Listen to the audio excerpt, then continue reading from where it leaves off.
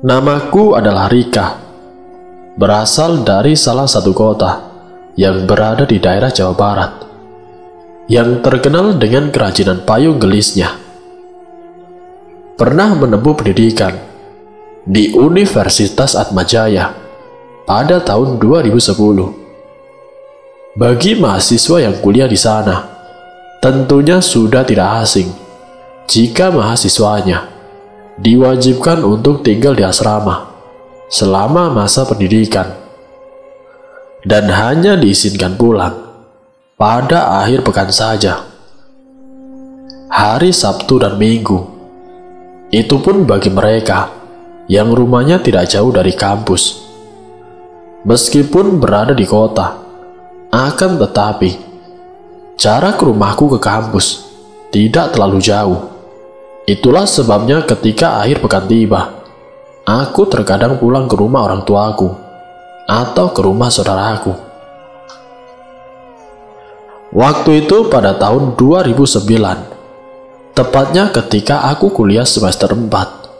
Saat akhir pekan tiba, aku memutuskan untuk pulang ke rumah saudaraku, dikarenakan dia memintaku untuk menemuinya. Dia berkata, dia sedang menghadapi permasalahan dengan kekasihnya. Aku menurut dan segera menuju ke rumahnya. Tanpa memerlukan waktu yang cukup lama, akhirnya aku sampai di rumah saudaraku. Sebut saja namanya Teh Sinta. Aku memanggil dia dengan sebutan Teteh. Lama aku di sana, membahas segala hal yang ingin Teteh sampaikan tentang ungkapan rasa sakit hati Teteh terhadap kekasihnya. Waktu itu Teteh menyuruhku agar tetap di rumahnya untuk menginap, sembari menemaninya malam ini. Aku menuruti permintaannya, dan aku pun bermalam di sana. Keesokan harinya, tepatnya pada hari Senin pagi, aku telah memakai rapi seragam khas milikku dan bersiap menuju kampus dengan diantar oleh Teteh. Namun saat di perjalanan, tiba-tiba Teteh bertanya kepada aku, "Neng, hari ini ada jadwal kuliah nggak? Kalau nggak ada, kamu mau nggak nganter Teteh?" Tanya Teh Sinta. "Kemana, Teh?" Aku balik bertanya. "Kita ke kota, ke rumah saudara Teteh." Jawab Teh Sinta. "Sekarang, Teh?" Tanyaku memastikan. "Iya, sekarang. Kalau Neng mau, kita langsung putar balik saja." Dengan sedikit berpikir dan tidak langsung menjawab, akhirnya aku mengiyakan ajakan Teteh sambil menganggukkan kepala, tanda setuju. Mendengar pernyataanku, kami langsung putar balik ke rumah Teteh dan memutuskan pergi ke kota tujuan hari itu juga. Teteh UA atau paman dan aku yang kala itu masih mengenakan baju dinasku pergi menuju kota tujuan menggunakan mobil milik paman. Tepat pada pukul 2 siang, kami sampai di kota tersebut. Bermula dari sinilah masalah itu telah muncul. Saat tiba di kota tersebut, mobil kami berhenti di salah satu halaman rumah, yang ternyata ini adalah rumah tujuan dari perjalanan kami ke kota ini. Kita telah sampai. Rumah ini adalah rumah milik saudara yang Teteh maksudkan. Padahal seingatku, keluarga kami tidak memiliki saudara yang tinggal di kota ini. Dalam hati aku merasa heran. Mungkin aku saja yang kurang tahu. Kami semua keluar dari mobil. Namun suasana mulai terasa aneh bagiku ketika aku mulai menginjakan kaki di halaman rumah ini. Aku merasakan hawa mistis yang begitu pekat di sekeliling tempat ini. Di hadapanku terpampang sebuah rumah khas adat Jawa yang terbuat dari kayu jati. Di sekitarnya dihiasi oleh beberapa patung dan tengkorak hewan. membuat suasana rumah itu semakin terkesan menakutkan.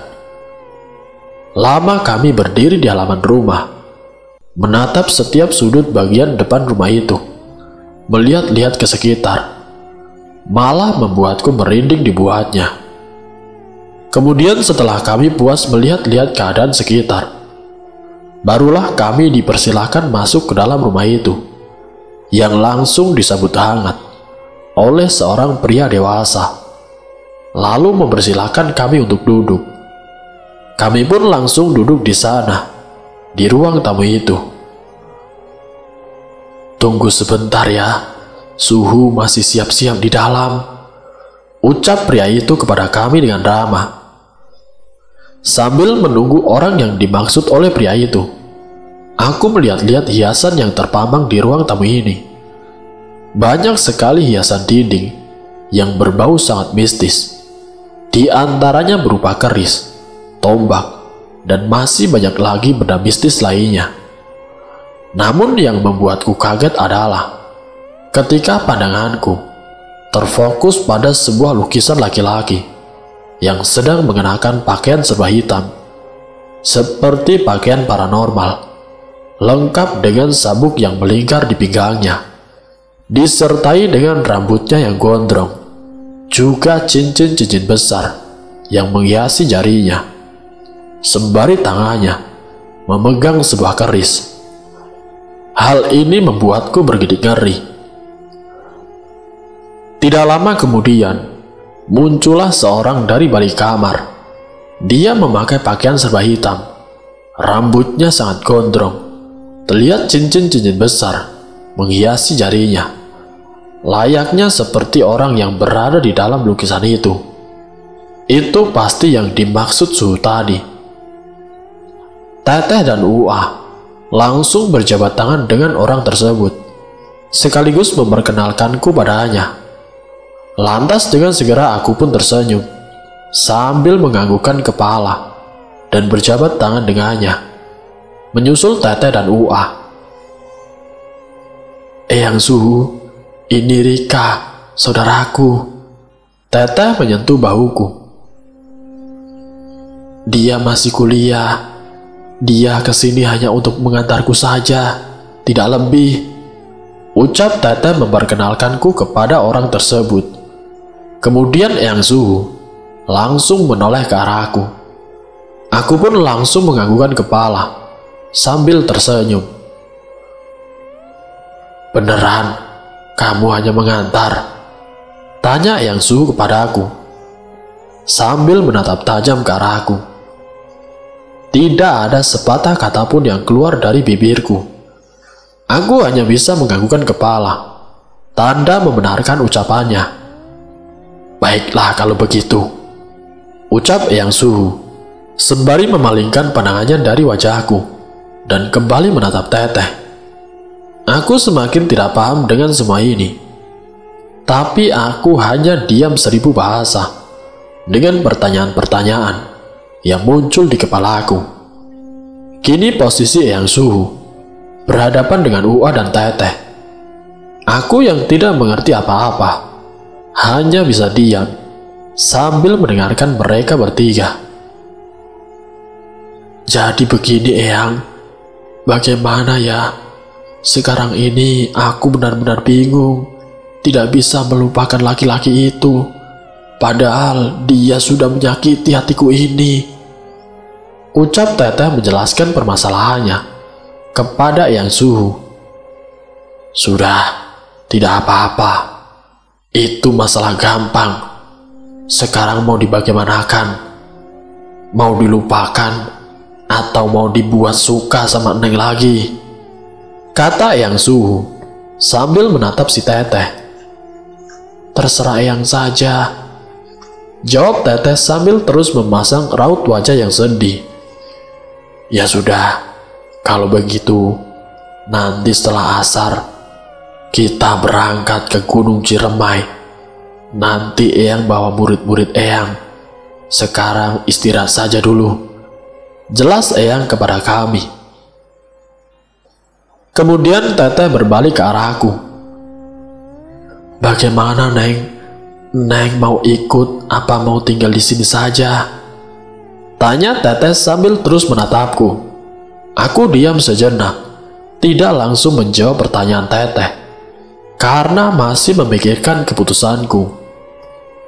Iya Teh, aku ikut saja, seruku kemudian. Tepat pada pukul 4 sore, satu persatu orang berdatangan ke rumah Eyang Suhu. Kulihat ada 4 orang perempuan dan 1 orang laki-laki. Mereka menghampiri Eyang Suhu, kemudian mencium tangan Eyang. Bagaimana? Persiapannya sudah di bawah? Tanya Eyang kepada mereka berlima.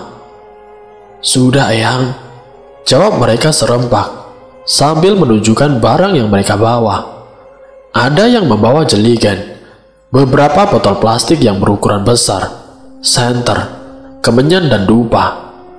Hal itu membuatku semakin penasaran dengan apa yang mereka lakukan di Gunung Ciremai. Setelah semua persiapan sudah beres dan memastikan tidak ada yang tertinggal, akhirnya kami berangkat menuju Gunung Ciremai. Perjalanan yang cukup lama dikarenakan jarak yang ditempuh cukup jauh membuat aku merasa lelah hingga ketiduran. Entah berapa lama aku tertidur di dalam mobil. Tapi saat aku membuka mata, kulihat dari kaca mobil kalau kita sedang berada di jalan yang sempit. Di sekelilingnya hanya ada pohon-pohon besar, layaknya di dalam hutan. Di sepanjang perjalanan, tidak ada penerangan sama sekali, kecuali lampu dari mobil yang kami tumpangi. Semuanya sangat gelap. Sontak membuatku semakin melebarkan mataku, berusaha agar pandanganku tidak jelas untuk menatap keadaan sekitar. Selain kendaraan ini, tidak ada kendaraan lain yang lewat. Lama kami menyusuri hutan ini, hingga kita sampai di perkampungan yang kecil. Banyak rumah-rumah penduduk, namun semuanya sunyi dan sepi. Tidak ada aktivitas, seperti tidak berpenghuni. Hanya terdengar suara jangkrik yang nyaring, dan juga suara kodok khas di perkampungan. Kemudian Eyang Suhu mengajak kami ke salah satu rumah yang berada di sana. Entah itu rumah siapa, atau mungkin hanya tempat persinggahan. Mobil diparkirkan di sini saja, nanti kesananya jalan kaki. Silahkan kalau mau istirahat dulu. Di mari mah mau bersih-bersih dulu, mau sholat dulu, ucap Eyang sambil berlalu meninggalkan kami semua. Segera kami pun masuk ke dalam rumah sederhana yang berada di hadapan kami ini. Diiringi dengan mengucap salam, lalu dari dalam rumah keluar seorang nenek beserta remaja laki-laki. Mereka menyambut kedatangan kami. Sekarang kondisi badanku sudah tidak enak karena kecapean selama perjalanan. Terasa berat dan sakit di sekujur tubuhku. Rasanya untuk digerakkan pun sangat sulit. Lagi dan lagi, bulu kuduku berdiri karena merasa di setiap sudut ruangan ini banyak mata yang sedang mengawasiku. Aku hanya bisa diam sambil terus berdoa dalam hati, meminta perlindungannya. Mengingat karena belum melaksanakan kewajibanku sebagai seorang muslim, akhirnya aku segera izin pada yang lain untuk mengambil air wudhu. Aku berjalan menuju kamar mandi itu. Saat berada di dalam, rasanya di setiap sudut kamar mandi ini terasa penuh dengan sesuatu yang menatapku, membuatku tidak berani berlama-lama berada di sana. Setelah selesai wudhu, dengan segera aku keluar dan langsung melaksanakan sholat di tempat yang telah disediakan. Saat semua selesai melaksanakan sholat dan istirahat, kami semua kembali lagi berkumpul di ruang tamu. Sudah siap, ucap Eyang Suhu di tengah-tengah keheningan kami. Kalau sudah siap, ayo kita segera berangkat, nanti keburu malam. Jadi ini siapa yang tidak ikut? Seru Eyang kepada kami semua. Tidak ada yang menjawab. Kami semua hanya menggelengkan kepala. Kemudian Eyang keluar dari rumah dan langsung diikuti oleh kami. Lalu menyusuri jalan setapak yang tidak jauh dari rumah itu. Perjalanan yang lumayan jauh, sekitar 30 menit. Sampailah kami di sebuah gapura yang menuju ke Gunung Ciremai. Aku menunggu di sini saja, soalnya aku tidak bakalan kuat kalau meski ikut ke atas, jelas Ua kepada Eyang.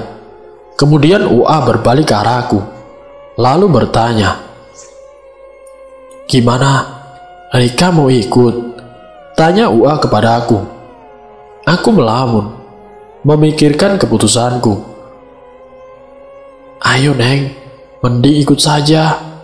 Biar ada pengalaman, biar tahu." Timpal Teteh menyadarkan lamunanku. Iya, aku ikut saja Teh." Jawabku terbata, mengiyakan ajakan dari Teteh. Meskipun rasa takut semakin tumbuh di dalam diriku. "Silakan, yang sekiranya tidak perlu dibawa, simpan saja di sini. Soalnya perjalanan ini bakalan capek," ucap Eyang Suhu. Kemudian Teteh dan murid-murid Eyang mempersiapkan diri mereka masing-masing dengan segala hal yang akan mereka bawa ke Gunung Ciremai. Aku sendiri yang tidak membawa apa-apa, merasa kebingungan apa yang harus dibawa ke atas sana, karena aku sama sekali tidak membawa apapun kecuali baju yang kukenakan sekarang ini. Akhirnya aku hanya diam sambil melihat mereka yang tengah bersiap-siap. Kulihat mereka membawa peralatan make up, botol minuman, juga sebuah foto. "Kamu tidak bawa apa-apa? Tidak bawa make up buat nanti ritual di sana?" tanya seseorang sambil menoleh ke arahku. Aku yang tidak tahu apa-apa hanya menggelengkan kepala karena kebingungan. "Ini loh, kami bawa make up." Dia menunjukkan beberapa make up miliknya supaya nanti bisa didoakan di sana, biar nanti kalau dipakai jadi semakin cantik dan bakal banyak orang yang suka sama kamu. Jelasnya sambil terus mempersiapkan barang bawaannya. Firasatku semakin yakin kalau ada yang tidak beres yang akan dilakukan di Gunung Ciremai malam ini. Tapi aku tidak bisa melakukan apa-apa. Aku hanya bisa diam dan mengikuti arahan dari mereka sambil terus berdoa, meminta perlindungannya supaya dijauhkan dari gangguan dan juga mara bahaya. "Ayo, sudah siap semuanya? Nanti keburu malam. Sekarang berdoa dulu," ucap Eyang kepada kami semua.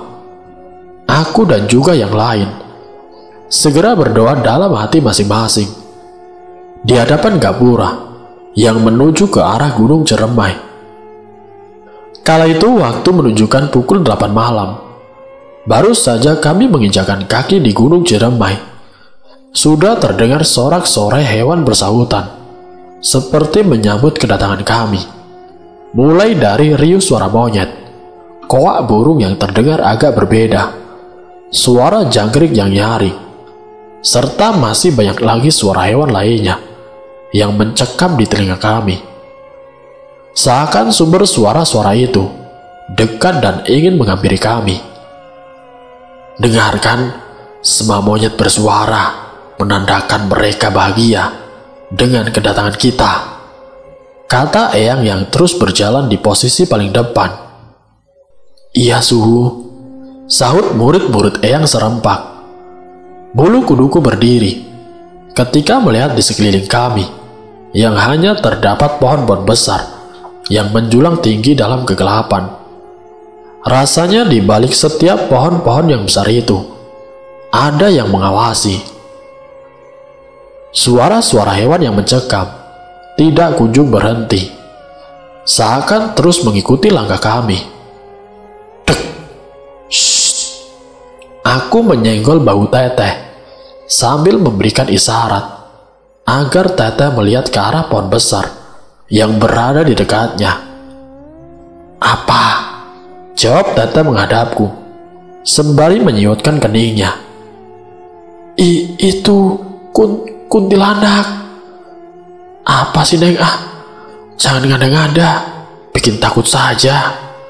Aku diam membisu dengan apa yang tengah aku lihat di pohon-pohon itu. Sosok wanita mengerikan berbaju putih dengan rambut panjang yang menyentuh tanah. Tubuhnya mengeluarkan bau amis yang membekap nafasku. Seketika tubuhku gemetar hebat. Seluruh tubuhku terasa dingin, seakan aliran darahku berhenti. Jantungku berdetak lebih kencang.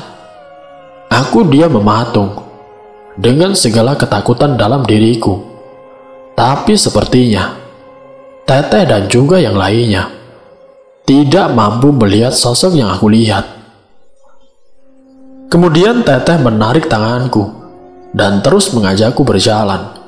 Sepanjang perjalanan, dengan badanku yang masih gemetar, sekelebat bayangan-bayangan hitam terus melintas di pohon-pohon besar di tengah hutan ini.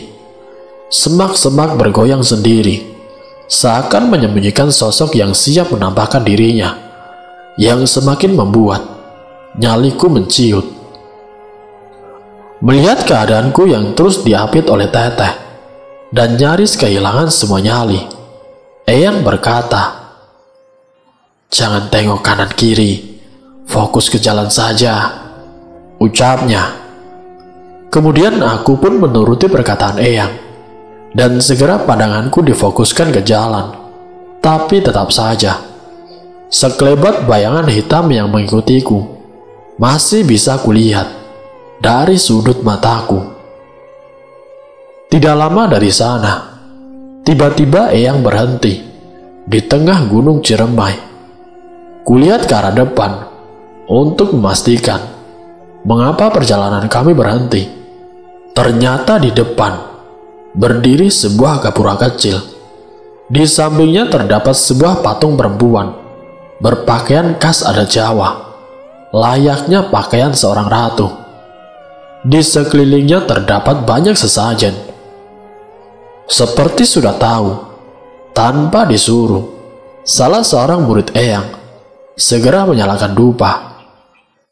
Kemudian Eyang menaiki tangga yang terdapat di gapura tersebut.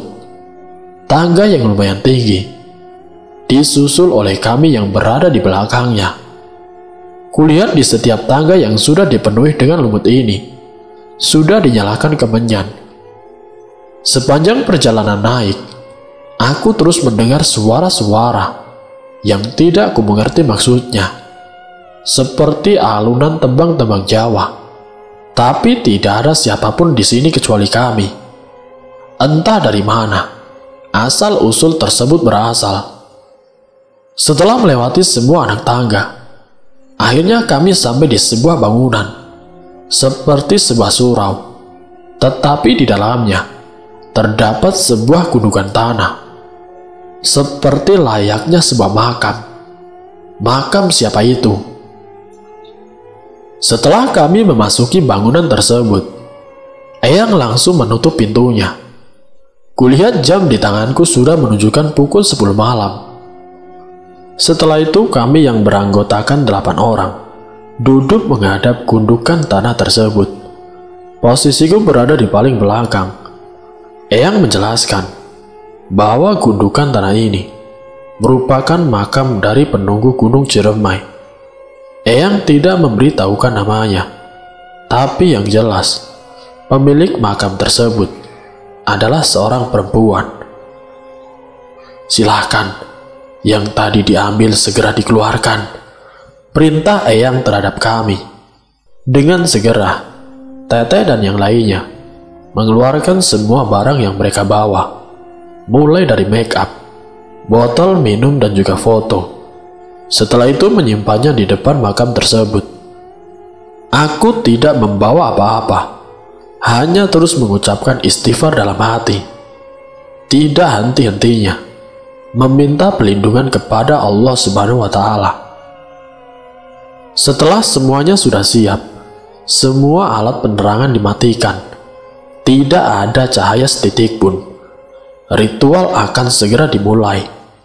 Aku yang sedari tadi duduk di posisi paling belakang, tiba-tiba badanku terasa berat, sulit untuk digerakkan. Akhirnya aku hanya bisa menunduk, sambil tidak henti-hentinya mengucapkan zikir dalam hati. Dalam posisiku yang masih menunduk, terlihat ada cahaya dari celah lenganku. Cahaya itu berasal dari arah belakang. Aku terus memperhatikan cahaya tersebut tanpa memperdulikan ritual ini. Eyang mengambil alih untuk memimpin ritual. Berawal dari diucapkannya doa-doa, lalu menyanyikan tembang-tembang berbahasa Jawa yang langsung diikuti oleh murid-murid Eyang, seolah mereka sedang memanggil penunggu tempat ini. Tubuhku semakin gemetar, bulu kuduku kembali berdiri saat tiba-tiba hembusan angin besar masuk dari balik pintu. Pintu terbuka lebar dengan sendirinya, membuatku terkejut dan langsung melihat ke arah pintu. Dari balik pintu muncullah gumpalan asap yang begitu sangat tebal. Namun pelan-lahan asap tebal itu semakin menipis, diiringi dengan kemunculan sesuatu di baliknya. Kemudian samar-samar kulihat berdiri tegap seorang perempuan cantik berwibawa, memakai baju khas kerajaan adat Jawa, seperti seorang ratu. Melihat sosok itu, aku hanya diam mematung. Namun tidak lama setelahnya, aku tidak mampu melihatnya lagi. Sosok itu hilang dari pandanganku. Sedangkan Eyang Suhu langsung berdiri dan menghadap ke arah pintu yang terbuka. "Sendika dawuh Raden Ki Ajeng," ucap Eyang sambil membungkukkan badannya, seperti sedang memberikan tanda penghormatan kepada arah datangnya perempuan tersebut, bagai pati terhadap ratunya. "Salam hormat dari saya dan murid-murid saya. Kedatangan kami ke sini untuk mengantar Neng Sinta," tutur Eyang sambil memperkenalkan Teteh Sinta. "Kedatangan kami ke sini untuk mengantar Neng Sinta, untuk meminta bantuan kepada Raden," jelas Eyang yang terus menghadap ke arah ruang hampa tersebut, seperti sedang mendengarkan sesuatu. Kemudian Eyang berkata, "Oh, itu." Eyang melirikku, "Dia Neng Rika, saudaranya Neng Sinta. Dia kesini hanya untuk mengantar saja, tidak ada maksud apapun," ucap Eyang menjelaskan.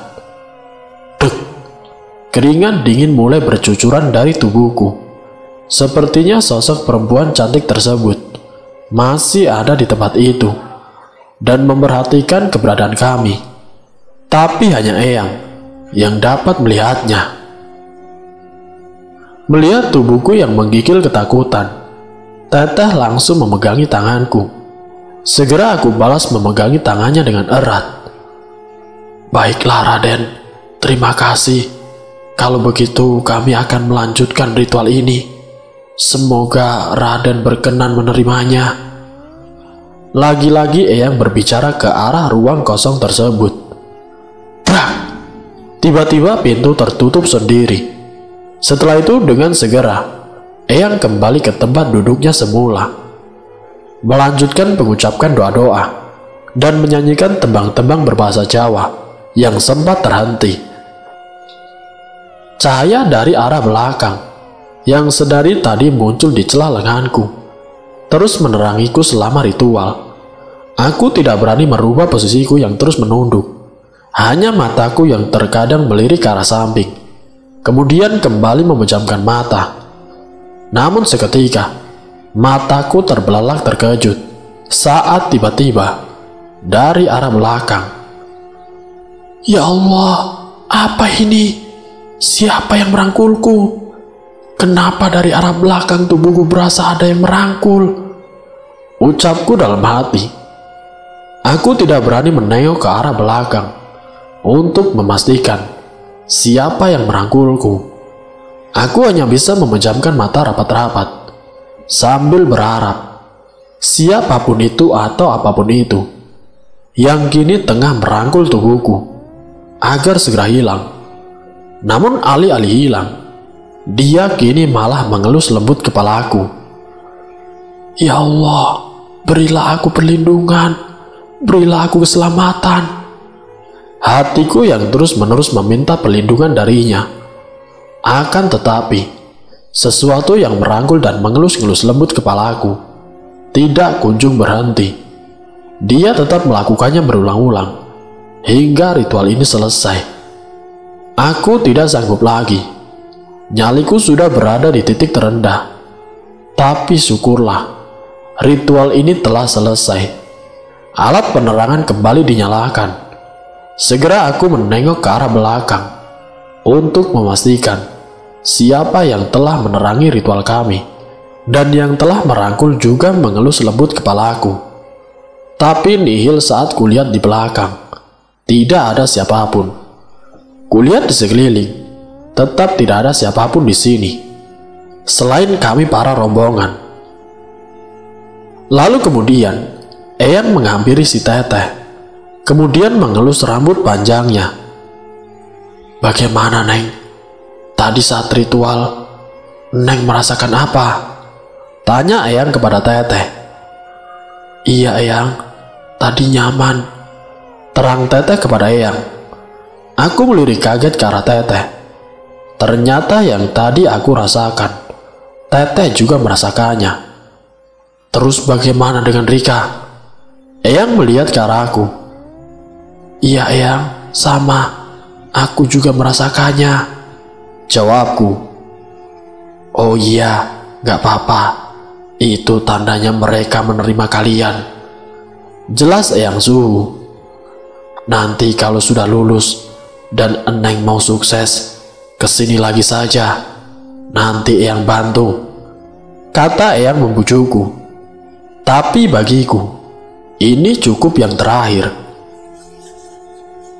Kulihat jam di tanganku, sudah menunjukkan pukul 11 malam. Mereka segera membereskan peralatan yang telah digunakan untuk ritual. Karena rasa penasaranku dengan sesuatu yang telah menerangi kami selama ritual berlangsung, akhirnya aku bertanya kepada Teteh. "Teh," sapaku dengan pelan. "Iya, Neng," balas Teteh. Suaranya pelan mengikutiku. "Tadi yang menyinari kita selama ritual berlangsung, siapa, Teh?"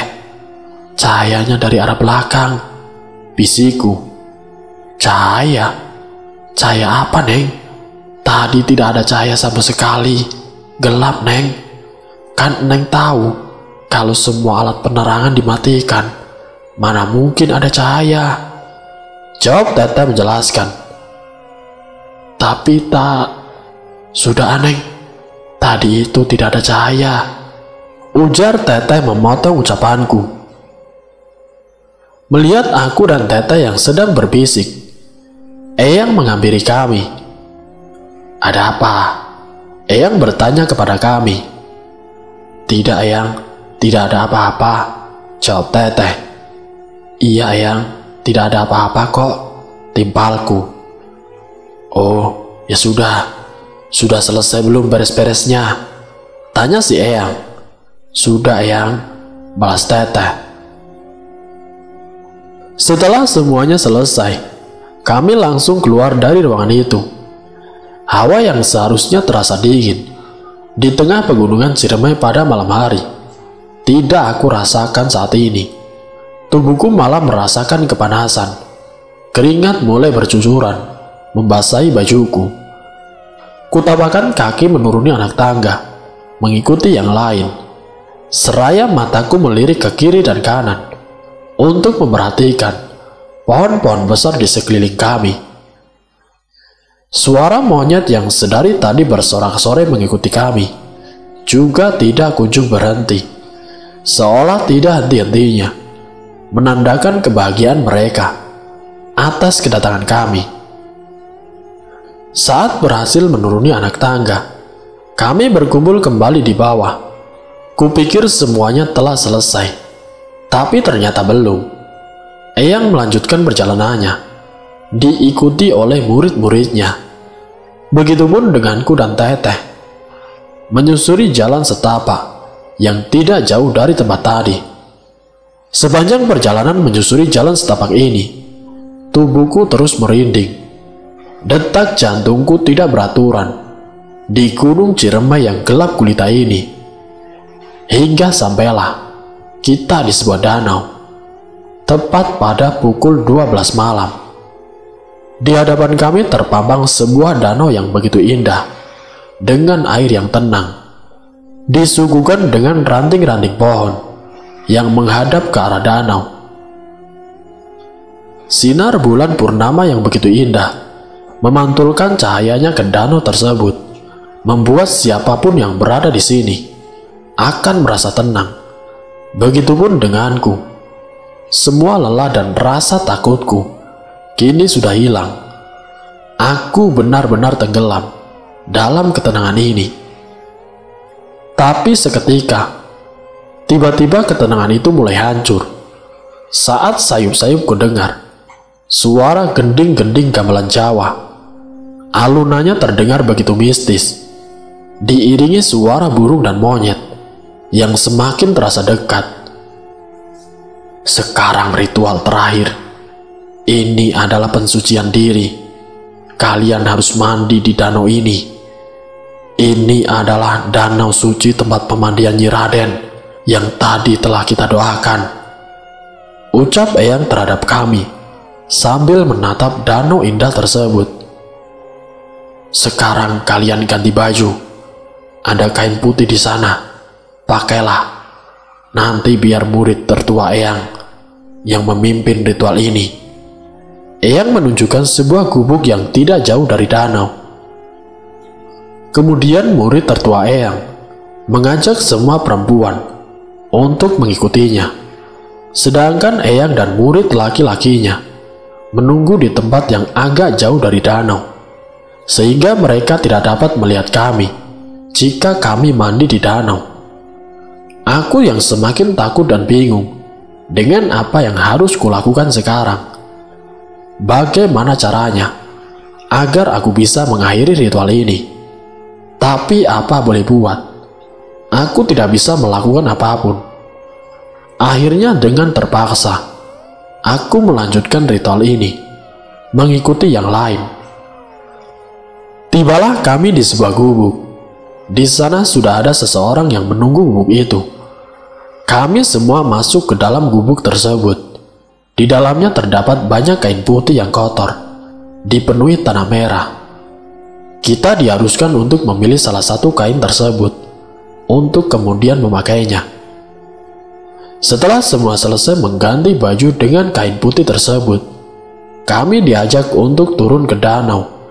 Langkah demi langkah, terus berjalan, menyusuri danau itu, hingga kita berada tepat di kedalaman danau, yang airnya menjuntai sampai ke dada.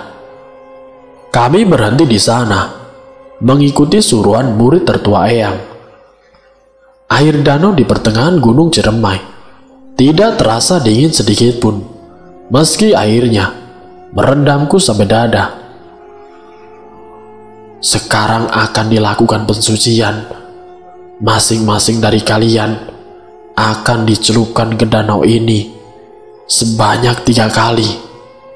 Di setiap celupannya, dalam hati kalian mintalah sesuatu, apapun yang kalian mau. Murid tertua Eyang menjelaskan ritual yang akan kami jalani. Kami semua hanya mengangguk, menuruti apa yang akan dilakukan. Sekarang satu persatu, kemarilah dan angkat kedua tangan kalian seperti akan meminta sesuatu. Murid tertua Eyang mengangkat kedua tangannya seperti akan berdoa, memberikan contoh kepada kami. Ritual pensucian pun dimulai, satu persatu dari kami, menghadap murid tertua Eyang, lalu dicelupkan olehnya ke dalam danau, sebanyak 3 kali.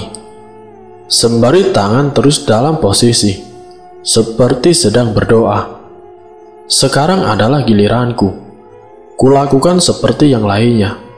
Kulihat mulut murid tertua Eyang sedang berkomat kamit, seperti merapal suatu mantra. Tidak lama dia memegang kepala bagian atasku, lalu dicelupkannya ke dalam air. Aku yang kaget, sontak membuka mataku saat masih berada di dalam air. Betapa mengejutkan saat mataku terbelalak melihat seekor ikan raksasa yang mengitari tubuhku. Karena rasa takut, aku langsung mengangkat kepalaku. Akan tetapi, murid tertua Eyang terus memaksakan kepalaku agar tercelup sampai 3 kali. Dengan nafas yang ngos-ngosan, akhirnya aku berhasil menyelesaikan ritual pemandian suci itu. Kami semua kembali naik ke tepi danau dan kembali ke gubuk untuk mengganti pakaian. Setelah ritual pensucian diri di danau, tubuhku merasa lebih segar. Mungkin karena seharian aku tidak mandi, atau mungkin karena aku telah masuk ke dalam semua ritual di Gunung Ciremai ini. Kami langsung mengganti pakaian dan meletakkan kain putih itu di tempatnya semula. Setelah semua selesai, segera kami meninggalkan gubuk itu, lalu naik ke atas untuk menemui Eyang dan seorang murid laki-lakinya yang sudah menunggu dari tadi. Kami kembali berkumpul di sana. "Gimana rasanya setelah mandi di danau, Neng?" tanya Eyang kepada Teh Sinta. Segar, Eyang. Rasanya ada ketenangan setelah mandi," jelas Teteh. "Terus ada yang aneh tidak selama ritual di danau tadi?" tanya Eyang lagi. "Iya, Eyang. Tadi pas aku dicelupkan ke dalam danau, banyak sekali ikan yang mengitari tubuhku. Yang paling mengejutkan, ada ikan raksasa. Ukurannya begitu besar sekali, Eyang," tutur Teteh dengan raut wajah yang takjub. Aku terkejut mendengar jawaban Teteh. Ternyata ikan raksasa itu juga mengitari Teteh selama pensucian di danau. "Iya, Eyang. Tadi ada ikan raksasa," susul murid perempuan Eyang yang tadi mengikuti ritual di danau. Ternyata bukan hanya aku dan Teteh. Mereka semua juga melihat ikan raksasa. Eyang hanya tersenyum menanggapi cerita mereka. Neng mau bawa kain putih yang tadi dipakai buat pensucian tidak?" tawar Eyang kepada Teteh. "Memangnya buat apa, Yang?" Teteh menciutkan keningnya. "Itu buat jimat. Bisa dibuat sidi, kaos dalam, ataupun gelang dan lainnya, supaya nanti Neng pikirannya bisa selalu tenang dan bakal bikin banyak yang suka sama Neng." Eyang menjelaskan fungsi kain putih tadi kepada Teteh. Memangnya tidak apa-apa, Yang. Kalau begitu, boleh, Yang. Saya mau. Aku mau ambil kainnya." Teteh menerima tawaran dari Eyang. "Ya, silakan. Ambillah. Tapi Neng kasih saja kuncinya seikhlasnya," tutur Eyang Suhu. Teteh pun hanya mengangguk, tanda setuju. "Kamu tolong ambilkan kain putih tadi satu saja ya. Sekalian ambil air danau tadi. Itu air suci. Nanti biar bisa diminum, agar mendatangkan ketenangan," perintah Eyang kepada salah satu muridnya. "Ini," Teteh menyodorkan tangannya. "Tolong berikan pada kuncinya ya." Teteh menitipkan sejumlah uang untuk kuncen kepada murid yang akan mengambil kain putih. Murid Eyang itu mengangguk sambil tersenyum. Setelah itu pergi ke gubuk yang berada di tepi danau tadi untuk mengambil kain putih sekaligus air danau tersebut. Kulihat dari tadi, Eyang Suhu terus mengelus lembut kepala Teteh, layaknya seorang ayah terhadap anaknya, membuatku curiga dan juga bertanya-tanya, siapa sebenarnya Eyang Suhu ini? Tidak lama kemudian, murid Eyang telah kembali dengan membawa kain putih yang dipenuhi tanah merah dan beberapa botol yang telah diisi air jernih dari danau. Sebelumnya aku tidak memikirkan kain putih tadi, tapi kelihatannya kain putih ini sangatlah berarti. Kepalaku mulai didatangi lagi pertanyaan-pertanyaan aneh, tapi aku tidak berani menanyakannya. Eyang mengajak kami untuk melanjutkan perjalanan. Kami menurut dan segera berjalan mengikutinya menuju perjalanan pulang. Namun di tengah perjalanan, Teteh bertanya kepada Eyang, "Eyang, sebenarnya ini kain apa, Yang?" Aku merasa senang mendengar ucapan Teteh. Pertanyaan yang sedari tadi ingin kutanyakan kini terwakilkan oleh Teteh. "Kenapa di gubuk tadi banyak sekali kain putih yang sudah usang dan kotor oleh tanah-tanah merah?" Teteh meneruskan pertanyaannya pada Eyang. "Jadi Neng mau tahu?" Eyang berbalik ke arah Teteh. Teteh tidak menjawab. Dia hanya menganggukkan kepala. "Tapi Neng jangan kaget," ucap Eyang. "Iya Eyang." Teteh mengiyakan perintah Eyang. "Jadi sebenarnya kain putih tadi adalah kain bekas orang yang sudah meninggal," jelas Eyang sambil kembali membelakangi Teteh dan melanjutkan perjalanan. Betapa terkejutnya aku saat mengetahui bahwa kain putih yang tadi aku gunakan untuk ritual adalah kain kafan bekas orang yang sudah meninggal. Tubuhku melemas, pikiranku menjadi tidak karuan. Tapi kulihat Teteh dan juga yang lainnya seperti seolah biasa-biasa saja setelah mendengar hal itu. Berbeda denganku yang panik dan juga ketakutan. "Untung tadi aku nyari kain yang sedikit bersih, Eyang," ujar Teteh kepada Eyang. "Oh, berarti itu kain kafan milik orang yang meninggalnya belum lama, jadi masih bersih," jelas Eyang.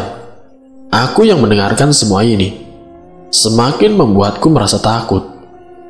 Selama perjalanan, hatiku merasa tidak tenang mengingat semua yang telah aku lakukan di Gunung Ciremai ini. Saat kami sedang berjalan menuju pulang, kulirik jam di tanganku. Sudah menunjukkan pukul 12:30 dini hari. Di jam segini, kami masih berada di tengah-tengah pegunungan Ciremai yang diselimuti kegelapan malam dan aura mistis yang membengkak. Kupikir tidak akan ada lagi gangguan karena semua ritual telah selesai. Tapi ternyata aku salah. Ini semua belum berakhir. Kami berjalan menyusuri Gunung Ciremai di tengah malam. Kegelapan menyelimuti seluruh gunung ini. Hanya sebuah senter yang menerangi perjalanan kami di jalan setapak yang cukup terjal. Akar-akar pohon begitu terlihat mengerikan jika dilihat dalam kegelapan, seperti tangan-tangan mayat yang terulur dan siap menarik kami. Hawa mistis yang begitu pekat menyelimuti gunung ini. Tiba-tiba langkahku terhenti ketika telingaku menangkap sebuah suara.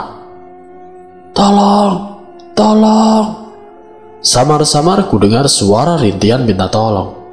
Suaranya sangat pelan, tapi memekakan telinga. Bukan hanya satu, melainkan banyak sekali. Aku yang panik mendengar suara tersebut, langsung melihat-lihat sekeliling, tapi tidak ada satupun orang di sekitar, selain kami serombongan. Tolong, tolong, ah. Suara erangan minta tolong sekarang terdengar begitu jelas, seperti pemilik suara itu semakin mendekat. Rintian-rintiannya terdengar begitu berat, seakan mereka sedang merasakan kesakitan yang luar biasa. Bukan hanya aku, tapi yang lain pun ikut mendengar suara tersebut. Kami semua panik dan segera melihat keadaan sekitar untuk memastikan dari mana sumber suara-suara itu.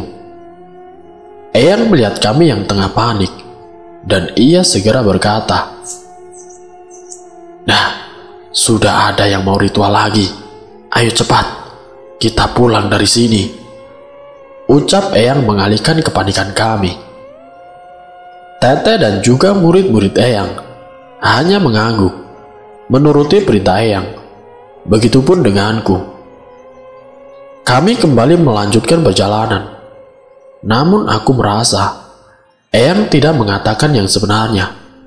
Aku yakin pemilik suara tersebut bukan berasal dari orang yang hendak melakukan ritual di gunung ini.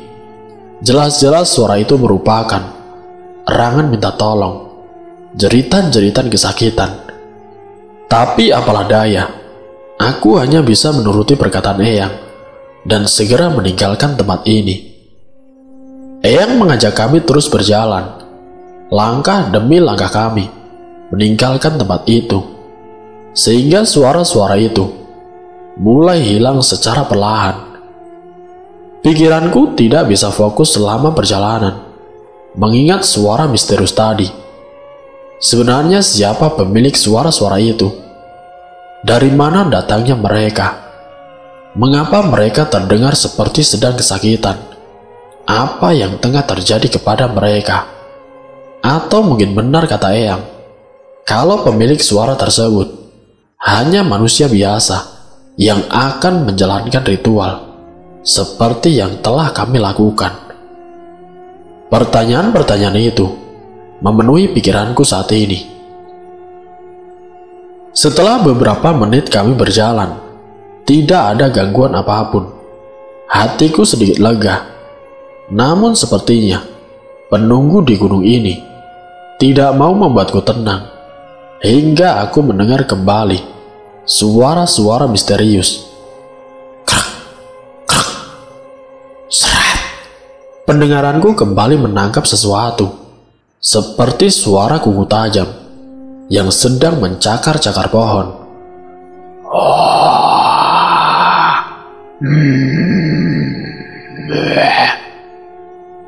Suara cakaran itu tergantikan dengan suara raungan menyeramkan. Sumbernya terdengar dari balik pohon besar yang ada di sampingku.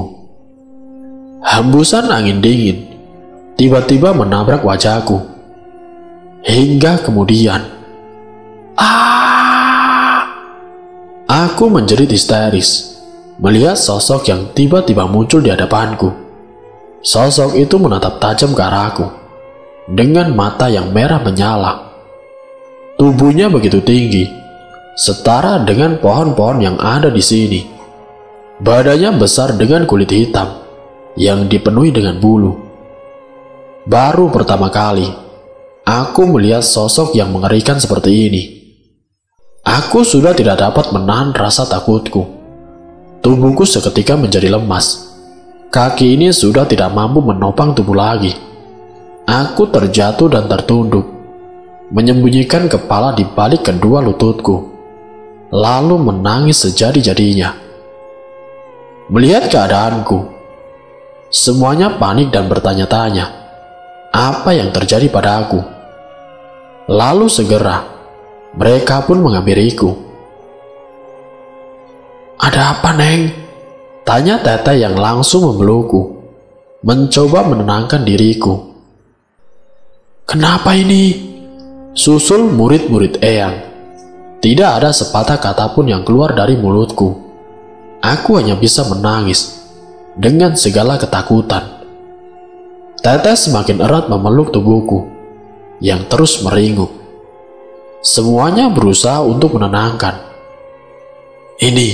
Minum air dulu. Eyang menghampiriku dan menyodorkan sebotol air yang diambil dari danau tadi. Aku langsung meminumnya dengan dibantu oleh Teteh. Seketika tubuhku kembali tenang. Kulihat ke arah depan. Sosok yang ada di hadapanku tadi kini telah hilang dari pandanganku. Aku menarik nafas panjang, merasa sedikit lega. Setelah melihat keadaanku yang mulai membaik, Eyang mengajak kami untuk kembali melanjutkan perjalanan. Tubuhku terus diapit oleh Teteh karena masih lemas. Tenagaku mulai pulih kembali. Kini tidak lagi diapit oleh Teteh. Syukurlah, tidak ada lagi gangguan. Hanya suara monyet dan burung yang masih terus mengikuti kami. Sejak awal menginjakan kaki di Gunung Ciremai, bahkan saat kami menuju pulang pun, mereka tetap mengikuti langkah kami. Entah apa tujuannya. Akhirnya kami pun berhasil keluar dari Gunung Ciremai dengan selamat. Meski tadi di atas aku mendapatkan hal-hal yang sangat menyeramkan, di sana terlihat Ua yang sedang menunggu kami. Kami pun segera menghampirinya. Kami beristirahat sejenak di depan gapura sebelum melanjutkan perjalanan kembali. Hatiku lega karena telah keluar dari Gunung Ciremai dan berpikir telah terbebas dari segala gangguan yang disebabkan ritual tadi.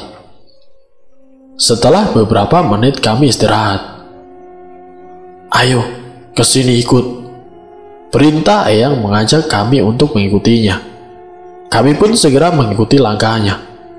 Tidak terlalu jauh, mungkin hanya beberapa meter dari gapura. Kini di hadapan kami terdapat pohon besar yang usianya sudah terlihat tua. Daunnya begitu rimbun, akar-akarnya besar-besar dan menjalar kemana-mana, membuatku bergidik ngeri. Kemudian Eyang menyuruh kami untuk melingkari pohon besar itu. Aku tidak tahu lagi apa yang akan dilakukannya. "Ini pohon keramat. Kalian bisa meminta dan memohon apapun di bawah pohon ini, supaya keinginan kalian dapat terwujud," tutur Eyang menjelaskan. Kulihat semuanya menurut dan segera menundukkan kepala dengan kusuk, meminta sesuatu yang diinginkan.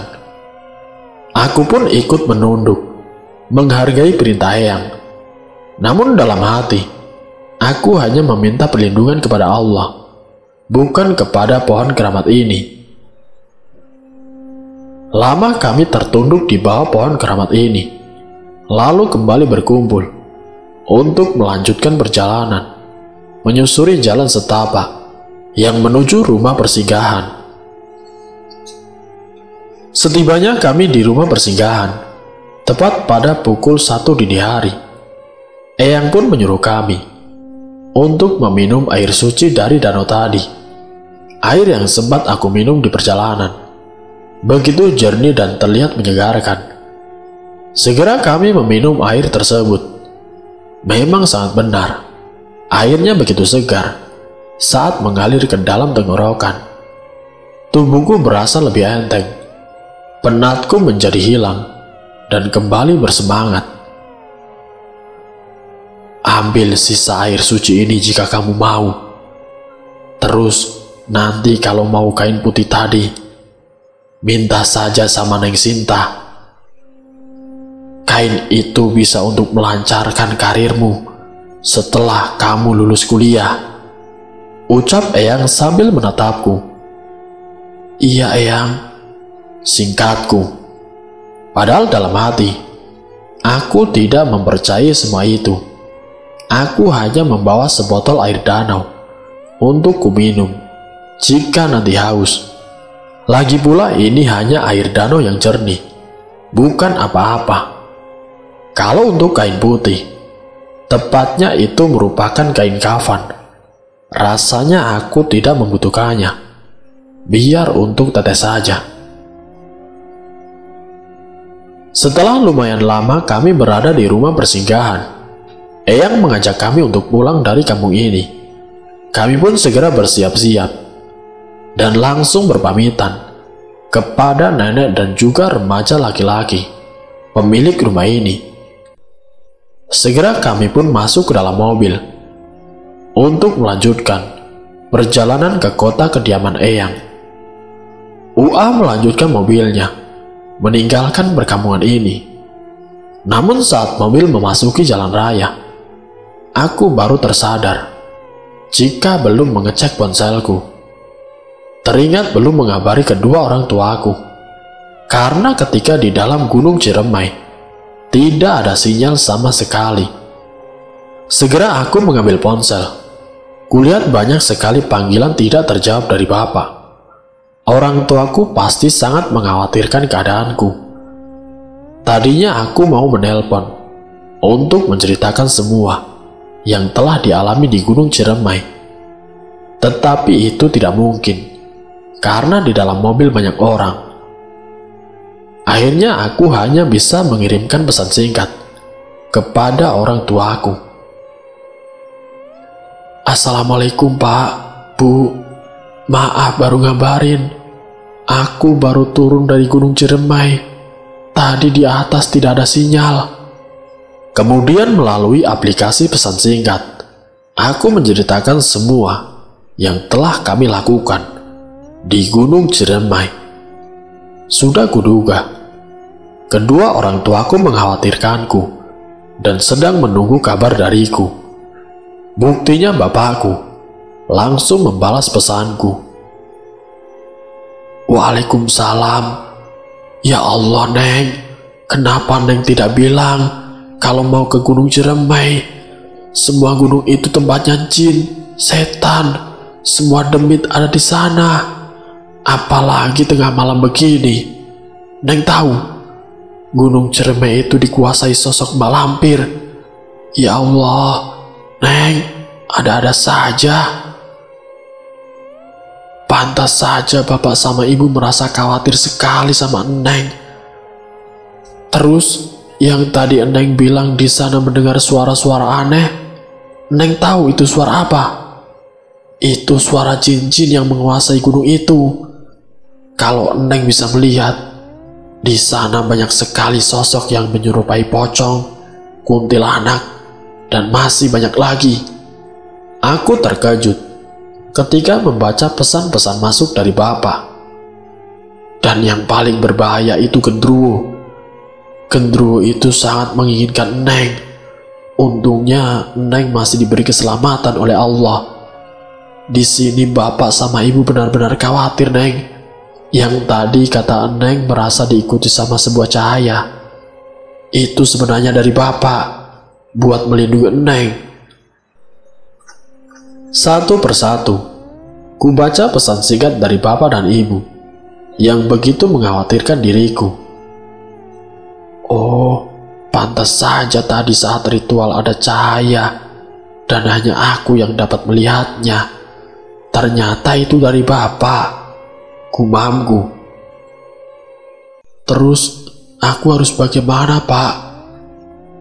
Sudah, sekarang Neng banyak zikir sama Allah dan berdoa minta perlindungannya.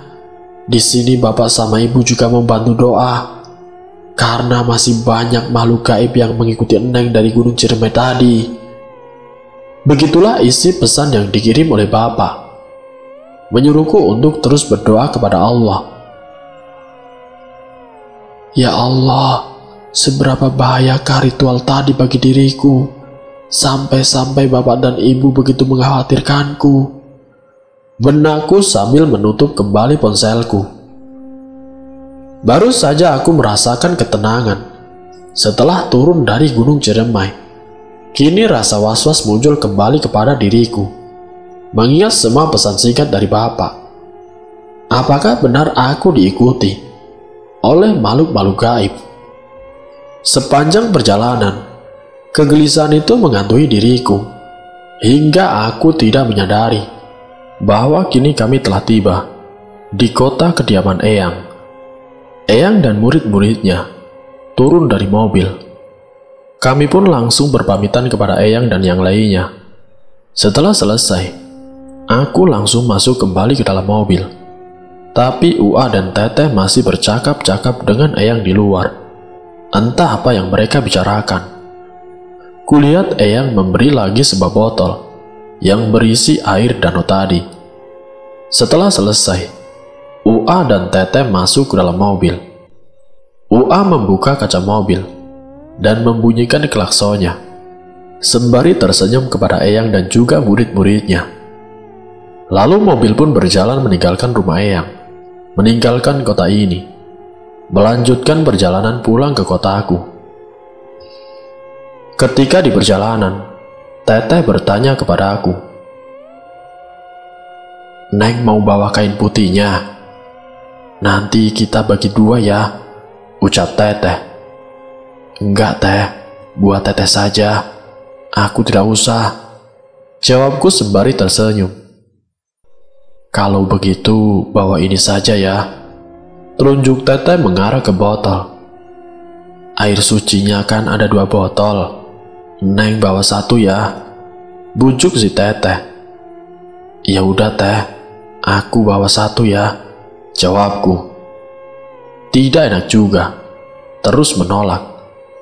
Akhirnya aku menerima tawaran Teteh dan membawa 1 botol yang berisi air danau tersebut. Perjalanan yang begitu melelahkan. Kakiku merasakan sakit karena berjalan yang cukup jauh ketika naik ke Gunung Ciremai. Tepat pada pukul 4 dini hari, kami telah sampai di pintu gerbang asramaku. Segera aku turun dari mobil dan tidak lupa membawa sebotol berisi air suci tadi. Aku bersalaman kepada Ua dan Teteh, kemudian berpamitan. "Terima kasih ya, Neng," ucap Teteh dari dalam sambil tersenyum. "Iya Teh, sama-sama," balasku sambil tersenyum pula. "Ua sama Teteh pulang dulu ya, Neng. Assalamualaikum," ucap Ua lalu melajukan mobilnya. Tanpa menunggu lama, segera aku masuk ke asrama dan menuju ke kamarku. Lumayan masih ada waktu untuk rebahan. Sebelum nanti pagi, ada jadwal kuliah. Aku menyimpan botol yang berisi air suci tadi di bawah tempat tidur. Setelah itu segera aku mengganti baju, lalu merebahkan tubuhku yang sudah terasa remuk. Ku pejamkan mata untuk tidur, meski hanya untuk beberapa jam saja. Tidak lama kemudian, sinar matahari masuk ke dalam kamarku, membuatku terbangun. Aku melirik ke arah jam yang berada di kamar. Ternyata sudah menunjukkan pukul 7 pagi. Segera aku beranjak dari tempat tidur dan pergi untuk mandi, lalu bersiap-siap untuk berangkat ke kampus. Aku mengambil tasku dan melangkahkan kaki menuju kampus. Namun tiba-tiba, aku teringat pada botol berisi air suci yang kusimpan di bawah tempat tidurku. Akhirnya aku menghentikan langkahku dan berbalik menuju tempat tidurku untuk mengambil botol tersebut. Dek! Bagai disambar petir. Seketika diriku terkejut. Mataku terbelalak dengan apa yang aku lihat. Segera aku mengambil botol air suci itu dari bawah tempat tidurku. Botol yang berisi air danau yang begitu jernih kini berbalik menjadi botol yang terisi dengan air yang begitu keruh pekat. Aku tidak habis pikir dengan semua ini, padahal aku sangat yakin ini adalah botol yang sama dengan yang aku simpan dini hari tadi. Tetapi kenapa airnya tiba-tiba menjadi keruh dan sangat menjijikan seperti ini? Jadi, air yang aku minum semalam? Aku bertanya-tanya kepada diri sendiri. Apa benar air yang keruh ini air yang sama dengan yang aku minum waktu malam tadi? Aku benar-benar terkejut dengan apa yang tengah ku genggam sekarang. Sebuah botol yang terisi dengan air keruh. Kepalaku tiba-tiba menjadi pusing. Perut menjadi mual. Kaki pun tidak mampu menopang tubuhku. Aku langsung mendudukkan tubuhku di tepi ranjangku. Tanganku terus memegangi kepala, sedangkan botol itu telah lepas dari genggaman. Ya Allah, kenapa ketika di sana air itu terlihat begitu jernih? Apa penglihatanku selama berada di sana ditutupi dengan ilmu hitam, supaya seolah semuanya terlihat normal dan baik-baik saja? Liriku sembari menunduk, mengingat semua kejadian semalam. Setelah keadaanku berasa sudah agak baikan, segera aku beranjak dari tempat tidur, lalu bergegas menuju kampus. Waktu yang ditunggu-tunggu telah tiba. Ya, akhir pekan. Itu berarti aku dapat segera menemui kedua orang tuaku. Tanpa menunggu lama, pagi ini dengan segera aku pulang ke rumah. Teteh tidak sabar untuk menceritakan semua yang telah kualami di Gunung Ciremai.